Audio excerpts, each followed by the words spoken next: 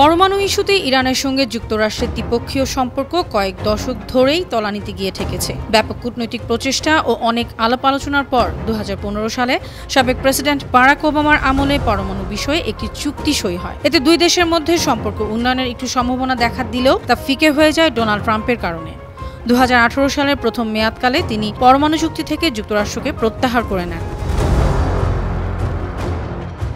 এরপর থেকে ইরানও চুক্তির শর্তগুলো মানতে অস্বীকার করে, ইউরেনিয়াম সমৃদ্ধকরণের পরিমাণ বাড়িয়ে দেয়। একাধিক মার্কিন গোয়েন্দা রিপোর্টে বলা হয়, পারমাণবিক বোমা বানানোর শেষ সীমায় পৌঁছে গেছে ইরান। এটি পশ্চিমা শক্তিধর দেশগুলো, বিশেষ করে মার্কিন যুক্তরাষ্ট্রের জন্য উদ্বেগের বিষয় হয়ে দাঁড়ায়। যদিও বিষয়টি বারবার অস্বীকার করেছে তেহরান, তারপরও ইরান ও যুক্তরাষ্ট্রের মধ্যে উত্তেজনা আরও বাড়তে থাকে।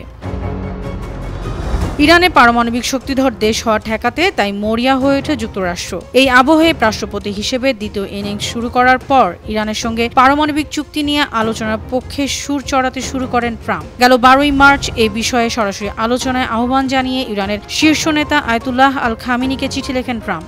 আলোচনায় না বসলে ইরানে বোমা হামলারও হুমকি দেন তিনি। জবাবে ইরানের প্রেসিডেন্ট মাসুদ পেজেশকিয়ান জানিয়ে দেন, ওয়াশিংটনের সঙ্গে সরাসরি কোনো আলোচনায় বসবেন না। তবে সব জল্পনার অবসান ঘটিয়ে সরাসরি আলোচনায় বসতে রাজি হয়েছে ইরান। খোদ মার্কিন প্রেসিডেন্ট ডোনাল্ড ট্রাম্পও এ তথ্য নিশ্চিত করেছেন। সোমবার হোয়াইট হাউসে সংবাদ সম্মেলনে ইসরায়েলি প্রধানমন্ত্রী নেতানিয়াহুকে সঙ্গে নিয়েই তিনি একথা বলেন। তবে আবারও স্পষ্টভাবে ট্রাম্প হুমকি দেন, আগামী শনিবারে উচ্চ পর্যায়ের বৈঠকে চুক্তি না হলে ইরানকে ভয়ানক পরিণতি ভোগ করতে হবে। আমরা ইরানের সঙ্গে সরাসরি আলোচনায় বসেছি। শনিবার আমাদের খুব বড় বৈঠক আছে এবং আমরা তাদের সাথে সরাসরি কাজ করছি এবং সম্ভবত একটি চুক্তি হতে চলেছে। তেমনটি হলে এটি হবে দুর্দান্ত।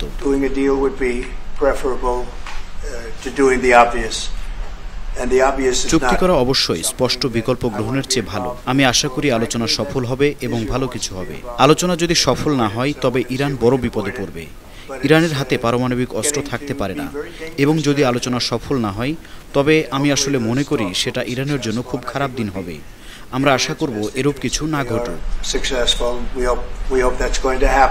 এদিকে যুক্তরাষ্ট্রের প্রভাবশালী থিঙ্ক ট্যাঙ্ক আমেরিকান আইডিয়াস ইনস্টিটিউটের পরিচালনা পর্ষদের অন্যতম সদস্য জর্জ ডি ওনেইল ইরানে হামলা না করতে মার্কিন প্রেসিডেন্ট ডোনাল্ড ট্রাম্পকে পরামর্শ দিয়েছেন। তিনি বলেছেন, ইরানের উপর হামলা কোনো ভালো ফল বয়ে আনবে না। মার্কিন ম্যাগাজিন দ্য আমেরিকান কনজারভেটিভে প্রকাশিত এক নিবন্ধ আন্তর্জাতিক এই বিশ্লেষক বলেন, যুক্তরাষ্ট্র কয়েক দশক ধরে নব্য ইহুদিবাদীদের পররাষ্ট্রনীতির আকাঙ্ক্ষা অনুসরণ করছে। তাদের প্রতিটি যুদ্ধের ফলে লাখো নিরীহ মানুষ নিহত, আহত এবং অনাহারে মারা যায়। লাখো মানুষ গৃহহীন হচ্ছে। লক্ষ্যবস্তুভুক্ত দেশগুলো অকার্যকর হয়ে যাচ্ছে, নতুন শত্রুর প্রজন্ম তৈরি করছে। ইরানে হামলা না চালানোর পরামর্শ দিয়ে ট্রাম্পকে জর্জ ডি ওনেল আরও বলেন, দরবারকারীদের কথা না শুনে আপনার উচিত হবে নিজের অন্তরের কথা শোনা। আপনি একজন চুক্তি প্রণেতা হতে পারেন, যুদ্ধবাজ নন। ইরান কোনো দেবদূত নয়। দেশটির উচ্চাকাঙ্ক্ষা উদ্বেগজনক হলেও আমেরিকার জন্য কোনো অস্তিত্বগত হুমকি নয়, যার জন্য একটি পূর্ব নির্ধারিত হামলার প্রয়োজন।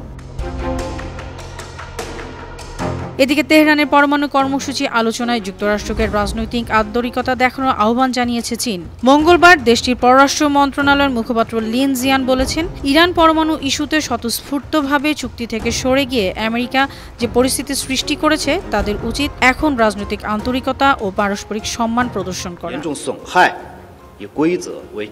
আন্তর্জাতিক ডেস্ক, বানো টিভি।